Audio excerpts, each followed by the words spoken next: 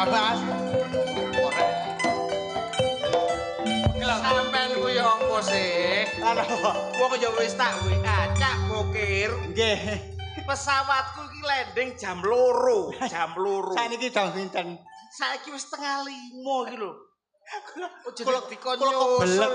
Ajine kok kebelet kula. Kebelet lah apa? Kebelet. Kene nggone kebobet olah-olah bingung kula. Karuane olehku ngomong ku dadak wong wis tak kani. Lah ngene. Cak Bokir jadwale aku pesawatku landing ku jam 2. Lah ngene iku. Sampai nek nyusul ya mosok pantes aku ngenteni sampean kudune sampean setengah 2 wis nduk bandara. Ora aku dinjiarno. Ajine kula eling Mas Punan Mas. Ya apa? Pertama kali budal niku nggih. Heeh. Nggih kudu ngesin. Kudu nelek nggih. Wong ngene embong pedang motoran bane bocor pisan. Mene sampean dandakno iku. Nggih sajane kok ganti bensin kok ganti tanggal selawe niku. Iya, aja digawe. Ngoten. Lah wong kajenge budal nggih ngoten. Heeh. Bane bocor.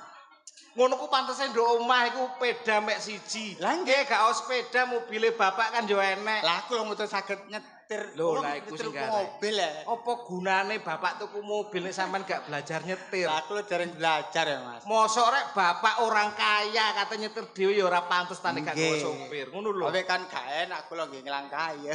Kula dereng nyetir. Belajar. Nggih. Dadi sak wawaya bapak butuh Nggih. nanti iki ora kok nyetir dhewe mosok ya pantes bapak Nggih. nyetir. Kula kadang ben iku belajar Bu. Iya. Ben kula belajar Bu. Kudune ngono. Nggih. Ngene iki pole meneh nek bapak pengen metu aku sing diblok koto kok nyetir. Nggih. Gara-gara sampean gak gelem belajar. Ya napa? Pegel Mas. Heh? Ya napa ndak sarapan sih ya?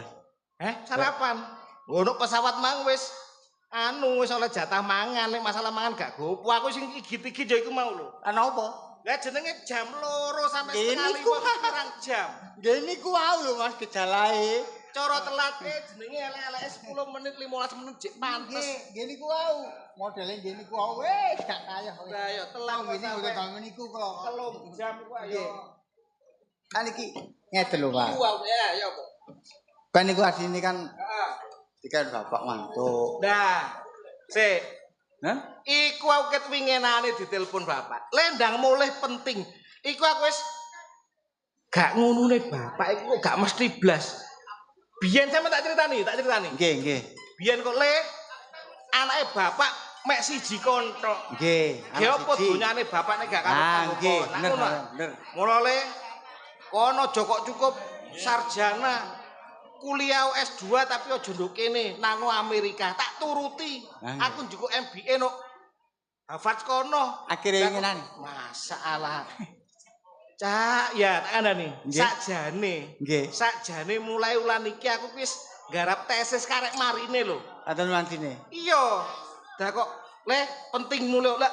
Ih kudu tak Lah niku iki karo bapak ini. karo bapak niku cirang mantuk nggih. Lah jenenge kuliah gorong mari pantese meneh nek wis mari, aku terus mulai. Tak penak wis duwe titel MBA teko Amerika kan yo iso membanggakan bapak sajane. Ngene iki aku mulai keteteran. Kuliahku molor maneh. Nggih mboten napa-napa Mas. Wong niki tertunda sementara mawon kok. Gak ngono sih tak wolak-walik tak angen-angen. Nggih. Telepon aku. Kena apa Pak sampean loro ta? Ora, lah apa Pak? Pokoknya penting ku lho. Ya nek Amerika nang omah padakno jarake 2 kilo ngono bae kon ujug-ujug mulih ujug-ujug balik. Masih jenenge wong tuwa niku kan karepe gedhekno anak nggih. Lah iya. Oh gedhekno anak niku mboten sekolah tok Mas. Heeh. Tanggung jawab wong tuwa niku mboten sekolah tok, nggih ngrabekno, nggih gedhekno kan ngoten nggih. Lah kabeh ku ayo enek tahap-tahapane kanggone wong. Saiki cara aku. Nggih. Tahap iki ya bener aku wis sarjana tapi yo nuruti karepe bapak aku kudu nutukno nang magister nang S2 tak turuti. Nggih. Aku manut. Lah karek marine lho cak iki. Karek marine. Lah niku. Kok iso dikongkon mulih? Ben niku asline. Heeh. Dikakan mantuk niku kali bapak. Oh berarti sampean ngerti. Sebabnya aku dikongkon mulih kan sampean ngerti. Nggih sing ora apa Bu. Sebabnya apa? Sampeyan dikakan rabi. Piye? Kan rabi. Ya apa?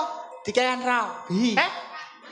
Kok iso Ngeten lho Mas, enten masalah. unyu-unyu jek cilik dikon rapi. Mboten enten masalah Mas. Masalah apa? Masalah ngene mriku niku enten wae. Oh. Sik, aku sampai baget. Baget aku. Enten wae yo Mas. Enek Wae yo. apa iku? Nggih pokoke nek Enek masalah apa? enten masalah. Lah masalah iku nek mboten sampean rabi, kan mboten rabi, mboten lunas masalah niku. Kusik ta. Nduk ndi-ndi jenenge masalah iku ora enek sangkut paute, gak enek gandeng rentenge wong omah-omah wong nikah karo menyelesaikan masalah. Ora enek Masalah apa iki. hubungane. Masalah niki dugi sampean dhewe. Duh. Karuan aku iki berbuat sesuatu yang tidak-tidak. Boten kulane digawe rabi niku Mas. Men digawe rabi. Lah iya nek kuwi aku dikon nikah iku lho. Ya ngeteni aku mari kuliahku iki. Syukur-syukur meneh iso nutukno S3 pisan ayo. Bapak, aku tak membanggakan Bapak dhisik. Masalah nikah urusan guri. Nggih, tapi Lah karepe apa Bapak ngoten. bingung mikir aku nikah. Karepe ngoten niku. Ya karepe. Lah terus ngene lho, Cak. Lha Mas. Masalah nikah. Nggih. Bukan masalah apa-apa. Jenenge nok ndi-ndi wong nikah iku enek lanang, enek wedok. Anak-anak wedok nggih. Ya kan ngono ah. Bener nggih. Jenenge enek lanang, enek wedok. Anak-anak wedok. Lah aku kon nikah iku ijen iku nikah karo sapa? Lah niku. Se, Kula nggih bingung. mosok kon ijen-ijenan. Nah, niku mosok kali kula kan mboten mesti. Lah, Mboten ayo mlebu Indosiar. Lah nggih niku. Karo kula kan ngoten. Dadi umume arek-arek wis koyo umume arek-arek ngono. Nggih. Kenal arek wedok, kenalan. Mendalami saling mengenal. Nggih. Baru duwe rasa cinta, rasa tresno. Nggih, asline nikah. ngoten. Nah, ujug-ujug aku kon mulai nikah kok ya kaget sih. Sing mulai kan rabi. Lah rabi kali sinten? Kula nggih bingung lho Mas. Umpama digenteni sampean sing rabi ya apa? Mboten, kula pun mboten wagi malih pegel Lah kula. apa? Pegel rabi niku. Lah wong kadang wong-wong seneng pengen loro telu papat. Mboten wis ora rabi niku pegel Mas. Tak Pegel. pikir-pikirane pisan. Mosok rabi ku pikiran. Oh, nggih jelas. Lho ngono ku aku paling wedi mulian. Mboten. Aku paling wedi. Mboten, nek rabi. mboten Mas. Tapi kadang nggih enten enake Mas. Lah, Coba akeh sewakale terus nyobai. Akeh enake ta akeh susahe. Ah, mboten nggih. Nek di Pak itu 3 prapat lah. sing enak iku 3 prapate sing gak enak iku seprapat. Oh, Kadang-kadang. enak. Nggih. Kuwi akeh enake. Nggih, terutama nek wis tuwek-tuwek ngeten iki, sakinah wadar omah. Oh ngono. Ora kan? Iya. Nggih. Ya wis ngono pula. Nggih, kulane sing enak niku nggih rabi, Mas. Ya iku mang lho, Cak. Masalah iki nang tuntas ngoten lho, Mas. Umpama diangen-angen, ya. Niki ngomongno contoh masalah. Nggih. Wong loro iku masalah. Cekne tuntas tombo berobat. Ah, Nah nggih. ngono Nggih. contone. Wong gak ngerti iku masalah. Tombone utawa cekne apa penyelesaian masalahnya apa? Sinau utawa belajar. Ah, belajar. Ya wong iki masalahe apa kok ujug-ujug aku dikon rapi. Lah niku kula dhewe terus enten wau yo ngono lho, Mas. Sik ta. Kaya niku kirangan kula mbok kadang ngertos. Jenenge cara umpama mbah-mbah biyen ngarani kaya bagebluk Ah, geblok. Ah, nggih, geblok. Lah bagebluk umume penyakit, Cak. Penyakit. Lah, Penyakit iku golekno dokter perawat. Terus kanca-kancane ngono udah lapi. Kirangan. Aku rabi. terus ngoten niku. Sampai Saiki susul omahmu.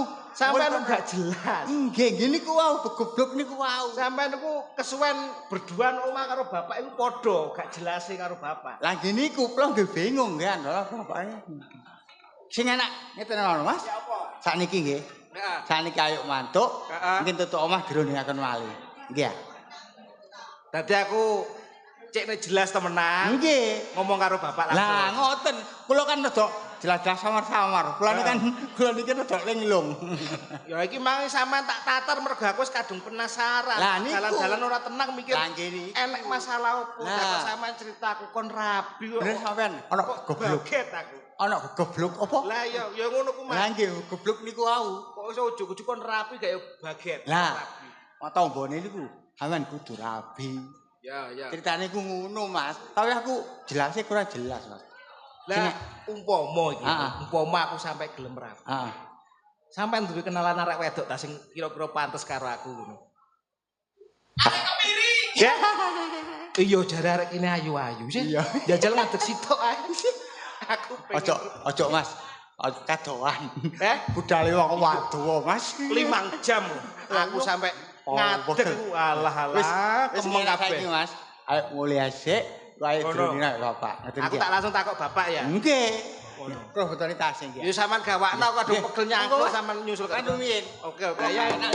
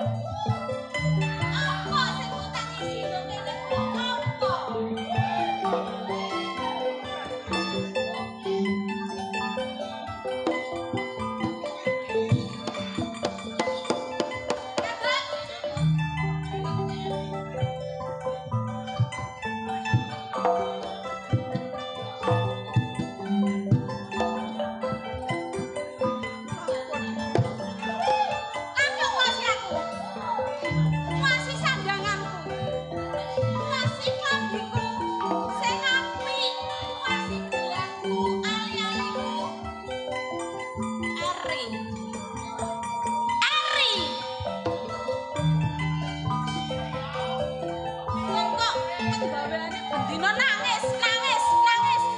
Apa?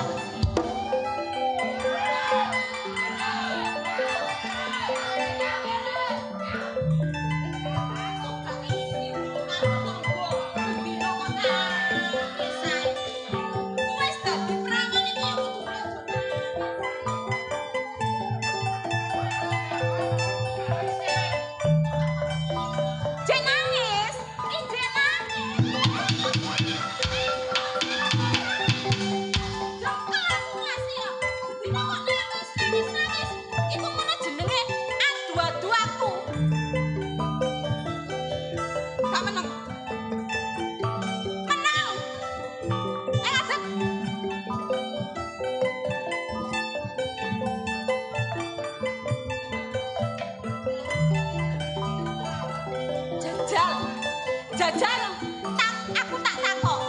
Apa sing mbok tangisi? Kowe iri karo aku. Heh, iri kowe. Ngomong nek iri karo aku.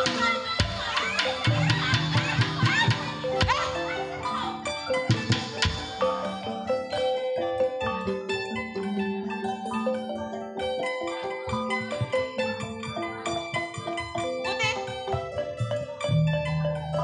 Lapo maneh? Kon karo adikku tukaran. Apa sih mbok geroyokan? Heh?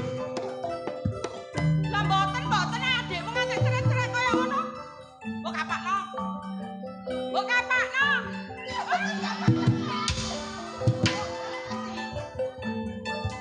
Bolak-balik wis tak sepuro. Saiki sik maneh adike mbok tandani.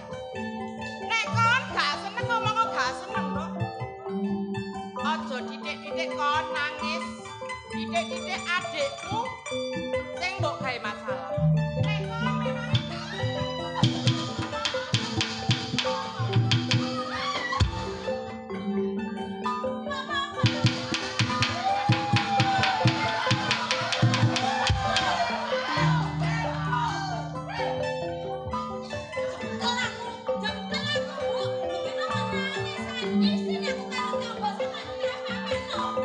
kerasane nang tangga. Hah? Sampean gak pinter. Apa? Angger lawak iki kandhane. Nek merah iku jarene seneng ngajar. Ibune sing saiki ku seneng ngajar. Apa kate gak mangkel aku? Dadi putih ki nangga sak bendina turut lawang. Angger lawang dikandhani ngomong nek merah jahat. Ibu yo jahat. Iki wis jelas iki Bu. Iki ngono nek gak seneng kok ngomong.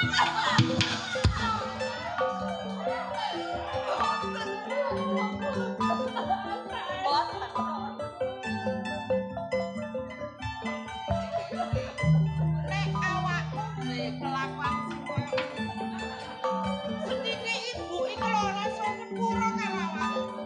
Sebab ibu tekane papan kene iki ora sampe ibu dhewe. Wong tuamu lanang sing gawe ibu tekok ateges ibu iki dipasrai elek apike awakmu. Tapi awakmu karo ibu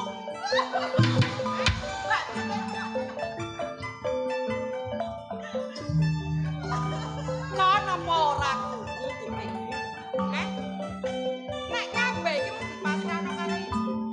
Tapi kenyataane awakmu nantang karo ibu karo adik. Nek kon memang gak seneng, angkat kaki pergi dari rumah ini. Oh, ngapunten sanget. Aja kesuwen, Bu. Aja kesuwen. Wis ndang dikon minggat teko kene. Tak kongkon minggat.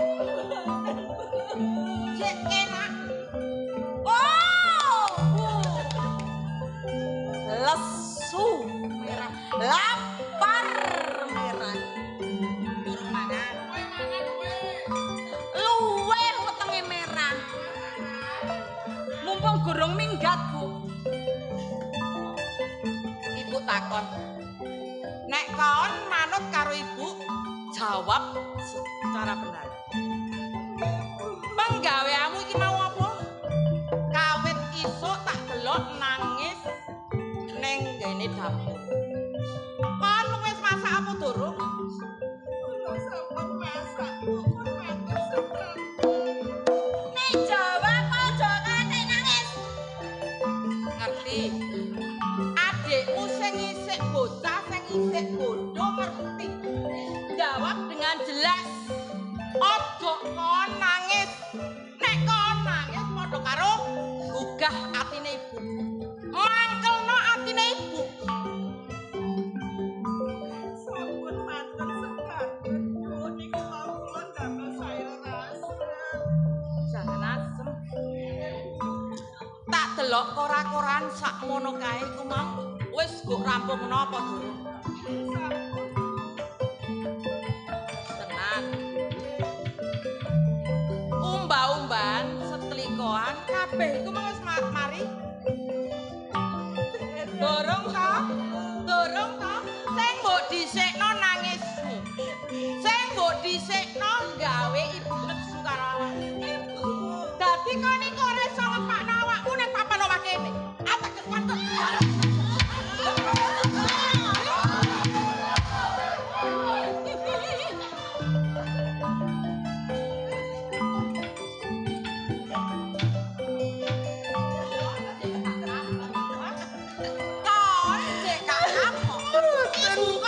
Demi awakmu, bukan demi siapa-siapa.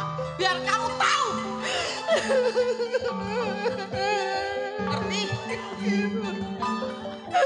Makanya jadi anak jangan manja. Kamu sejak kecil sudah punya harta benda. Tapi didikan orang tua kamu tidak ada. Ngerti?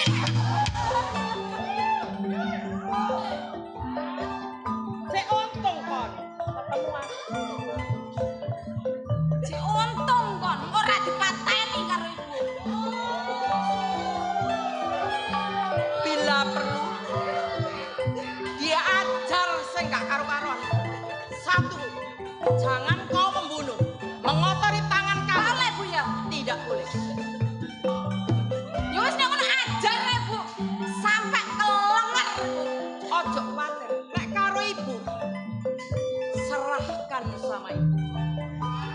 Cocok. Kon merah sopo? Dari kecil dia gak punya orang tua. Tapi didikan seorang ibu berhasil dia. Tapi nenek apa wak wong soge?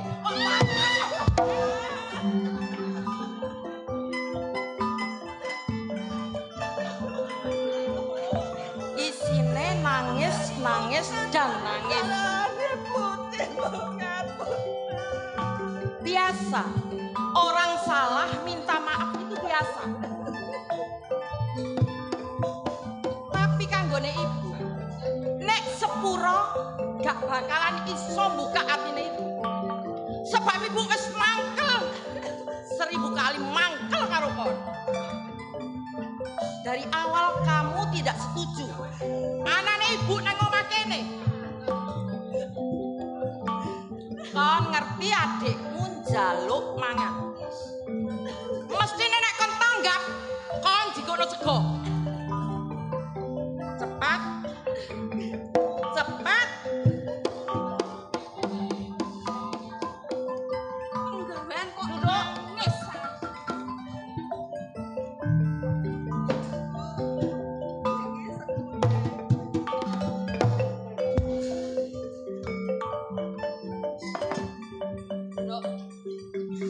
Duduk yang bagus. Apa? Kon jek ibu lawuhe durung genep. Nek lawuhe durung genep ayo dijopokno. Iki lawuh apa? Iki lho sakmene iki apa ya cukup? Goblok, lawuh sakmene kok cukup? Ya gak cukup. Iki lho nyelilit. Nyelilit iki nyelilit kok kene. Terasi ya apa? Terasi sing lanang jo. Wong sogeh, wong sogeh. Aja ngenyek wong sogeh. Tak tuku lho, tak tuku. Kon gak ngerti. Nggih saiki opo? Aku sing nggih.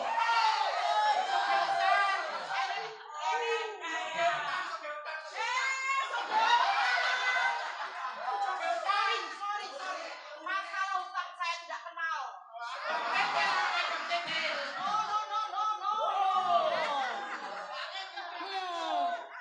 Bolomu. Pendukungnya kok, Bu. Pendukungnya. Mbok wae apa? Saking lincipe lambemu, nganti wong geding karo aku.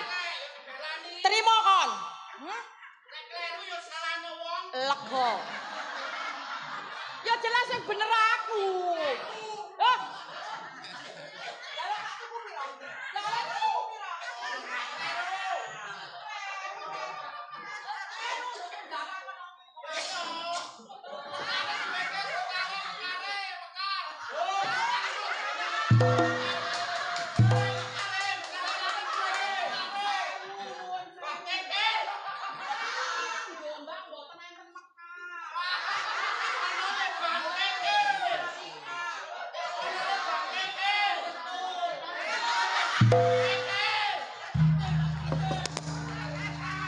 Lega kon. Nek ibu dilok-lokno karo tanggamu, lega dlothokamu. Nyatane ibu dibenci karo masyarakat kene sebab lambemu.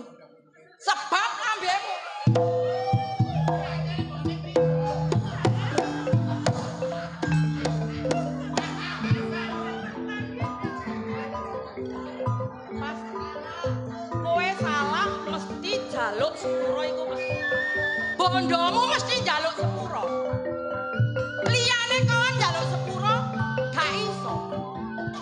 Tanggung jawablah kamu berbuat. Kon wani nang omahe wong ngomongno iku. Kalau memang kamu jantan kon kudu ngerti. Bertanggung jawab.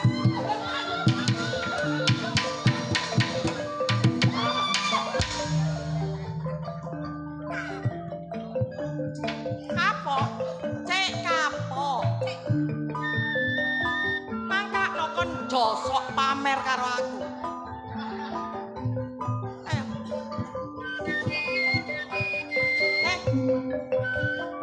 Longgo sing apik. Kon mangis mangan apa durung? Durung. Kon janji merah durung mangan. Kon wis nguntal dhisik. Tak sogrok kon. Tak sogrok. Mangan. Bulan. Sampai yo bulan merah. Biasakan untuk diet. Makannya sedikit saja. Yang penting bergizi. Betul MBG. Masuk. Masa ini MBG. MBG. Tuku ini menang kintal. Daging tok 2 kintal. Kanggone wong sugih, kanggo mek sedina tok.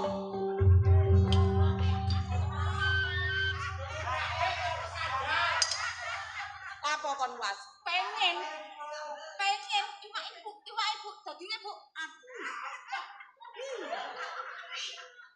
Apa kon lirak-lirik? Pengen. Wis mangan apa durung? Lesu. Ya ngono ngomong sing apik, Bu. Aku lesu. Terus nangis. Dino kok nangis? Kok bakso? Kekno merah. Gorene baksone. Kendal aku seneng, Bu.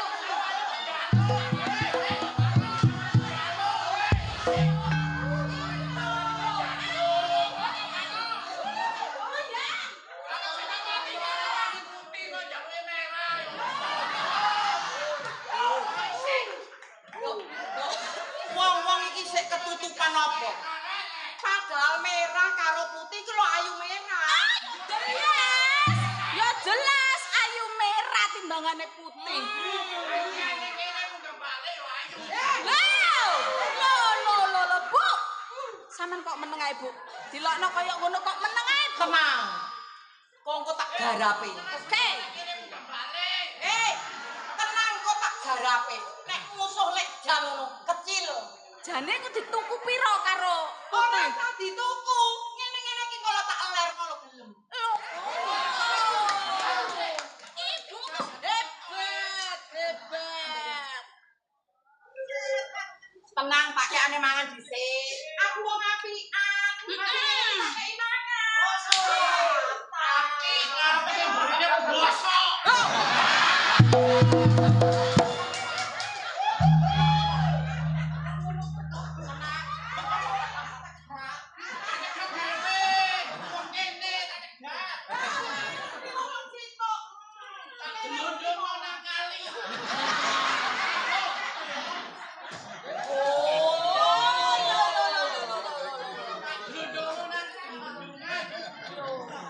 Sampeyan kan digelundung nopo?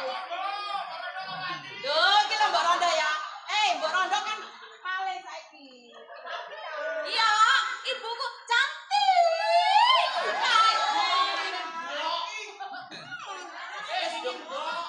Aja ngreken tangga. Heeh. Ngerti tangga? Dilem, kembang dilem. Heeh. Apa sih? Apa ibu? Lho. Dewe. Tangga aku nek dikeki ku dilem. Ngerti? Dikeki ibu. Ya digunem. Oke. Ayo makan. Duduk yang baik. Duduk yang bagus anak cantik. Iya, ibu, ibu.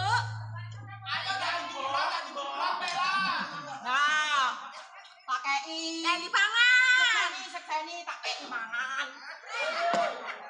Mangan. Ki. Bu, ana sing tuku bakso nih.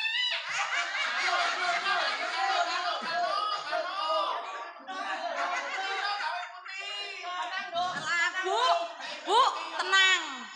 Masih ora dikeki ora apa-apa. Lah wong sampean tuku sak bakule lho iso. Lho ya isan dong, wong soge, wong soge. Wong soge. Kono aja nangis nangis, kono aja mewak-mewek, Kon elek karo mbokmu sing ngudur ngalor. Mboten ngoten.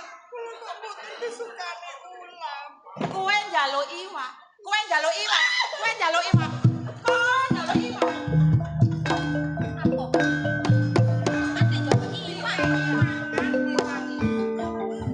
Dikeki mangan ditangisi gak dikeki mangan kon nangis.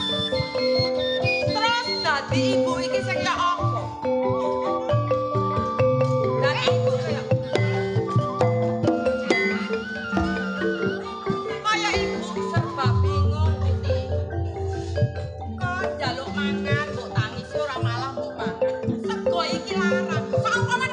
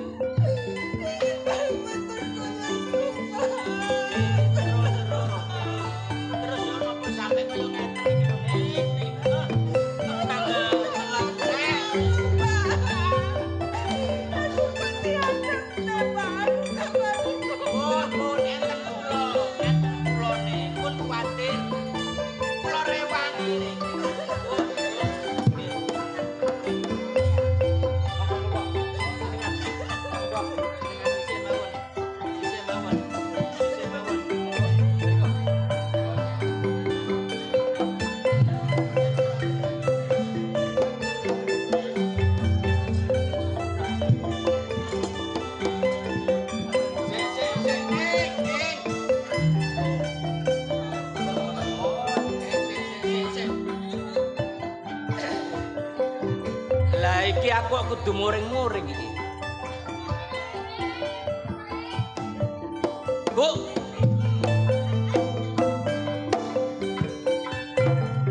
sajake kon nyeluk aku wis hatimu. Bu, tapi nada kamu itu seperti orang marah. Nggih anjene. Kon nesu masalah. Nggih panjene. Kon belani putih. Titik akeh kon berpihak sama putih. Lho nggih niki juragan kula ket jangan biyen. Kamu tahu? Sebelum bapak kamu meninggalkan rumah, apa yang dia bilang di sini?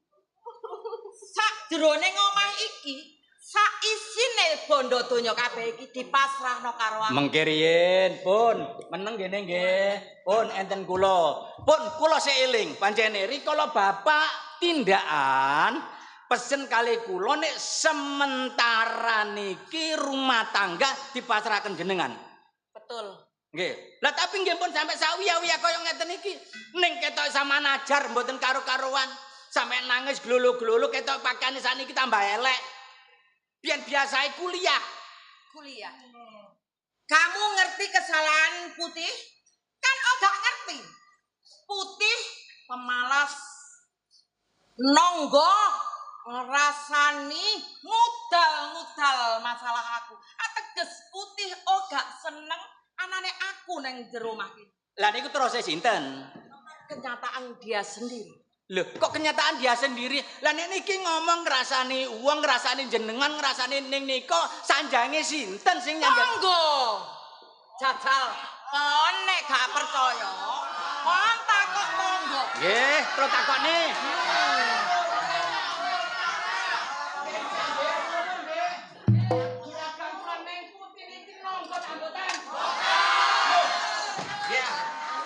Boten. Boten monggo. Kerasane iku tak mboten. Oh, boten sih. Lah ya gak. Lah. Tak terus sampean niku ngrasani terus nonggo. Lah niku terus yo napa ngeten iki? Saksi adalah anak saya. Kon ngerti. Saksine sampean ning. Loh, sampean saksine lah terus niku kenyataane ten pundi? Nonggone ten pundi? Loh, boten terus e. Ya. Nonggo tak mboten. Loh, boten. Sampean Bersubur. Pakai bone sing bosok. Duh. Bone mek abang sing bosok. sing bosok anake napa mbokne? Mbokne. Anake bosok kabeh. Loh, bosok kabeh. Dorong mbokne no. Gense. Piye, Bu? Hah? Sampeyan ngomong nek aku bosok. Iya. Hah? Iya. Lha kok ora nek arane aku bosok? Dene iku kene jombale ora bosok te opo.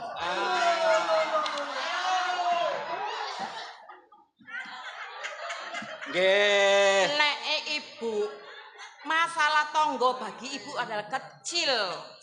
Lho pun ngoten. Tangga niku ibarate ya digotong ya disangga. Sampeyan klepek-klepek dibopong nek gak ditulungi tangga sapa sing nulungi? Lho aku gak tiba. Lho kenapa? Ibu ora tiba kok. Ora sampe tiba ibu. Kok kejelomo. Lah, brontos kok. Aja rek. Wedi aku. Aja. Omahku abang.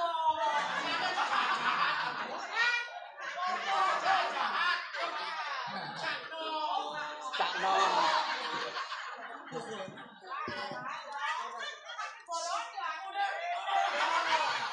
Sampean kudu eling rikala riwayate sampean teko ning omah mriki biyen. Apa? Sampean iku lho yo napa gambare biyen elek tah ayu soge ta kere lho jarine. Iku lho, iku gak ngerti. Asline aku iku nyamar. Dadi wong gak duwe. Asline ndesa soge ora tak tutut-tututno. Soale iki ngono penggaweane utang nanggonku gak pakei. Cocok. Kok jengkel aku sih? Jare bolo ibu. Jarene seksa ya ora bolo. Ora nyeksa lho wesan padahal nyapu. Ya, bener iki lho, bener asiline kere. Nek ngono ya aku gak terus. Eh. nglodruk, gak nglodruk. Lakone gurung mari. Oh, ngono kok iso. Iki ngono gurung mari lakone. Loh, ditutup mata gak? Ayo. Nek ngono bener karo penonton enek ibarate kere munggah balik. Ayo, atene. Ayo, iya sih. Iya. Tak tandangi saiki. Ya apa. Ayo tandang ngono. Aku kadung wani iki. Kon ngelokno aku kere munggah balik. Lagi. Lah. Lah, Subur. Mulai ya kamu. Ada apa? Mulai naksir sama ibu. Ketoke kok monyor-monyor kene ne ngono lho aku. Ya iki pokok masalah. Dia gak keturutan karo aku, istilahnya cinta tidak terpenuhi. Tidak tersama. Biyen. Iki lho kudu eling lek jaman tekone biyen Apa? Tekone biyen Apa? rupane kaya apa? Aku goleki gak pedhot tak kira wong ngemis wong loro. Lah iya ta? Lah, tak kira wong ngemis gawane apa, Mas? Nah, ana lemari, ana tempat tidur, ana kulkas. Eling ah. Wes, saiki ngene.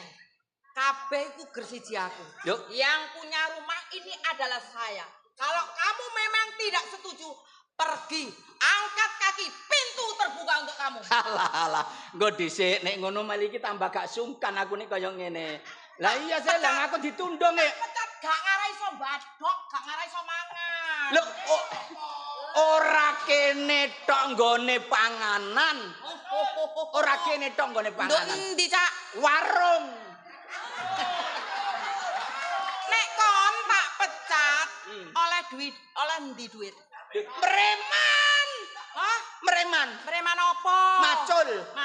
Macul. Kon jare gegermu lara. Wis waras. Wis waras. Wis waras. Ayo angkat kaki. Nggo dhisik. Angkat kaki. Lho, sadurunge sampean manggono kene iki aku wis nduk kene. Loh, itu kan dulu. Biyen urung dipasrahno aku. Tapi sing saiki dipasrahno aku, ateges aku ki juraganmu. Aku sing mbayari kon. Dene kon gak setuju, monggo. Alah, wis gak. Wis sampean kudu eling. Apa? Pokoke gelem gak gelem sampean kudu ngeramet sing apik karo arek iki. Nek gak gelem sampean ae sing minggat. Yang punya hak itu saya, bukan kamu. Yang bisa mengusir dari rumah ini adalah saya, bukan kamu. Kok dhisik. Tidak bisa. Eling iki lho,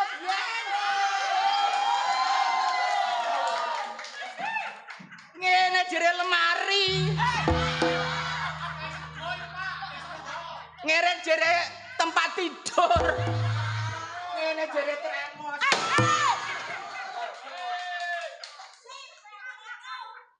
Mbok pecahno, ateges padha karo njaluk dipecah ndasmu kon. Bu, aja kesuwelan. Aja dinjar-jarno kaya wong kaya ngene iki. Wis aja dikon nduk kene. Minggat. Iki lho arek iki. Nek memange kon gak setuju. Silakan untuk pergi dari sini. Untuk jauh, pergi dari sini. Jauh. Sampeyan iku lho wong apa kok nundung aku ki wong apa? Wong endi? Keluargane sapa? Loh, Keluarga. Sampeyan iki wong ibarate kemade. Kemade ku mestine nek manggone gak pernah kudune diguak. itu bagi kamu. Tapi bapakmu sing duwe omah iki cintane karo aku. Sekonyong koter. Betul. Alah. Gak berhak nundung aku. Krana sing nampa nduk kene iki bapak karo Ning biyen. Oh, dadi kon njaluk ditundung karo Ning. Nek bapak sing nundung, Ning sing nundung aku gelem. Oke, kalau memang itu permintaan kamu, tunggu saja 5 menit di sini. Alah, omongane kaya ora diurus. Heh, Putih. Putih.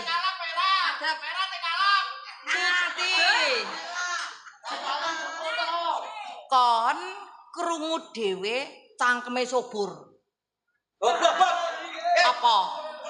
Apa? Ini namanya mulut. Hah? Mulut. Lah kok cangkem iku? Oh, lu. Pancene wong desa ya. Wong desa gak ngerti tata krama. Cangkem. Apa itu kan? Apa? Mulut. Oh, lumut. Mulut. Eh?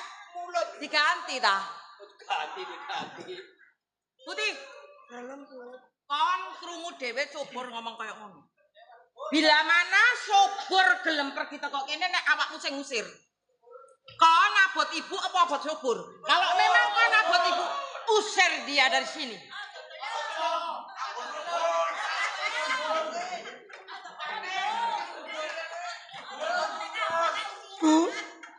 Wes drama maneh.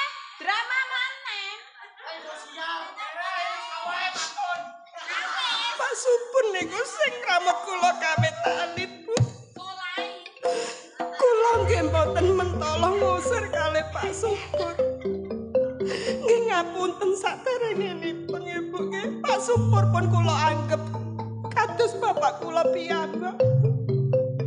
Ateges kon gak setuju idene ibu sing kaya berarti kon gak seneng karo ibu. Gak apa-apa.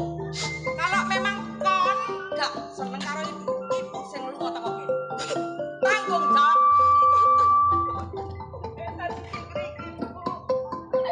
Ibu pun kesah Daripada aku ribet-ribet ning papan kene, mending aku keluar dari rumah ini. Keluar dari rumah ini. Kalau kamu menurut sama ibu, usir dia. Usir subur.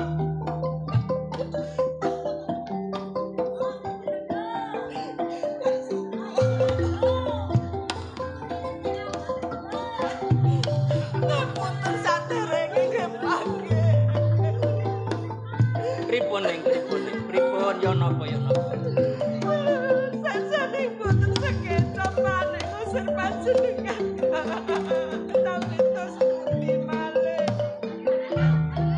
Jenengan kan ngertos piyambak Ibu sanjang tos pundi to Pak Supun. Oh Neng, mboten napa-napa. Kula sampean usir niku mboten karepe sampean kiambak. Ning karepe ibu kalih si Mira. Mboten kula ngertos kok Ning, mboten napa-napa. Kula medal saking griya mriki. Mboten napa-napa. Ning kula mboten medal tebet, tetep kula jangkung sekitar griya mriki. Saestu Ning, kula dongaaken ning muga-muga sampean iku dadi wong sing mulya. Sampeyan dadi wong sing slamet. Mboten enten alangan napa-napa. Sementara mboten napa-napa jenengan keadaan kados ngeten. Kula dongakno saestu ning kula dongakno. Muga-muga mulya donya akhirat niku. Hati-hati nggih Pak Supun nggih. Ngapunten sanget Pak Supun nggih. Pundi mboten saged sampeyan Pak. Hati-hati ngene nggih. Hati-hati. Wes aku metu aku. Bongko ya wis tak dengar. Bongko. Bur, halo Bur. Halo Bur, subur. Hei, kleru dalane. Kleru. Dalane kleru. Kene lho. Ditutup. Kene lho. Buka. Wes gak ngurus. Pinter. Iku jenenge anak pinter, manut karo ibu.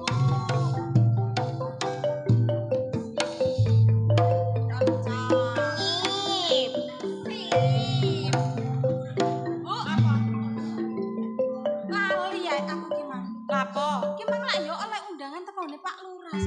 Waduh. Iki mang dino iki. Iya no Bu. Walah sampai pikir aku ki fokus nanggone putih. Anjir, Jadi aku gak sampai ngerti. lali. Undangan sak dino iki. Dino iki Bu. Siap-siap. Aku siap-siap ya Bu. Siap-siap. Berai yang cantik. Cantik. Pakai gaun yang bagus. Gaun yang warna apa, Ibu? Terserah untuk anak tercinta. Oke, Ibu. Putih. Ibu nampa undangan teko Pak Lurah. Tolong jaga omah kene iki aja santet maling mlebu. Sampai enek barang ilang kon tak tugel gulung. Aja ngalih-ngalih teko dapur kene. Ngerti? Paham? Awas kok.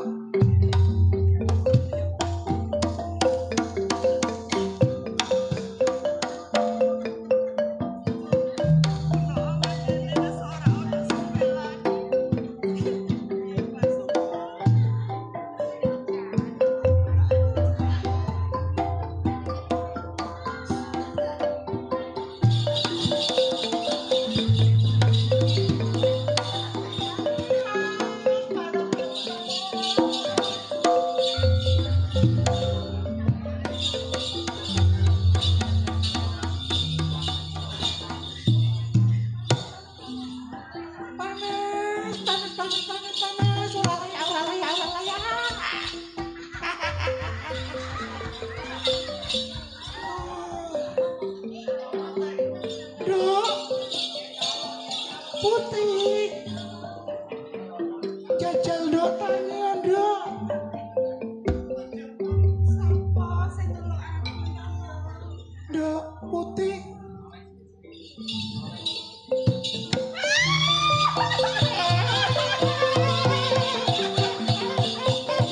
Aja wedi nduk.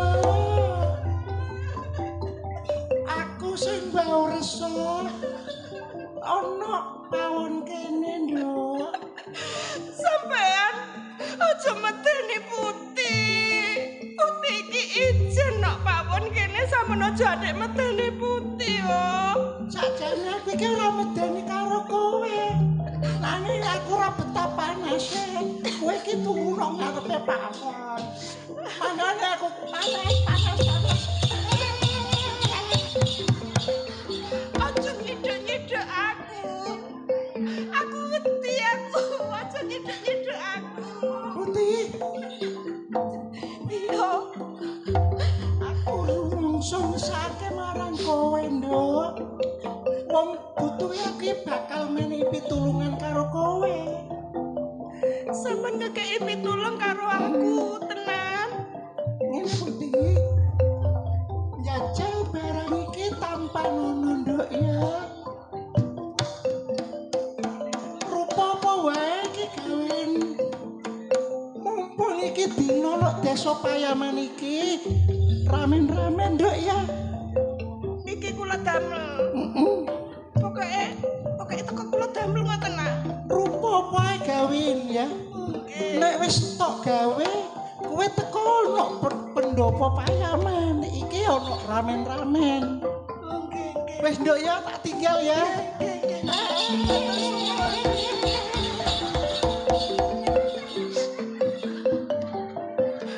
Tibake cek ana sing seneng karo Putih.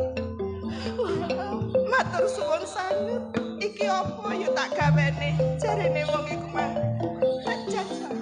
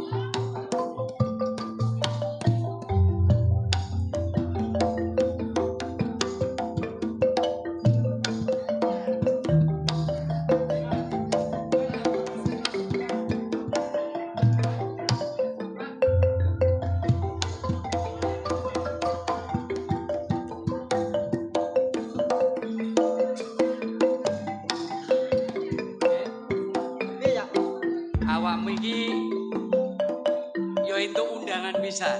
Nggih. Mulai awak dhewe engko nek undangan, ya. Kira-kira iki lho ya. Kira-kira ya. Amplopmu mbok iseni pira? Ya. 2000. Lho, gak iya. 50 cak pantese. Mbok ojo isini-sini. Iya. Lah pira? Lah undangan 50 lho. Potonganmu yo ganteng. Pakai anteng bareng koyo cewek muda. Enek orkes ora? Lho orkes iki engko ana karawitane barang. Waduh. Bantengan. Ora bantengan. Bantengan. Lho ya apa? Kena macak skena ini ojo bantengan iki piye to? Ngene mosok kate dijak bantengan iki lho. Orkes ta DJ ngono lho. Sampeyan kok banteng ya, Bu?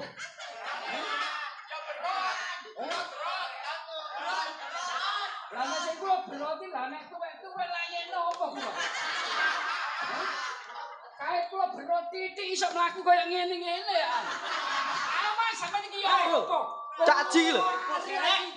Mau dijak ditinggal lho. Oh, sampean malanteni suwi. Jam piro? Lho jarene iki mau kudu nyewok elop. Rombongane akeh. Tamu undangan sing wis ditentokno iki. Lah mulai gak sembarangan undangan. Lah sampean mang amplope diseni piro? Hah?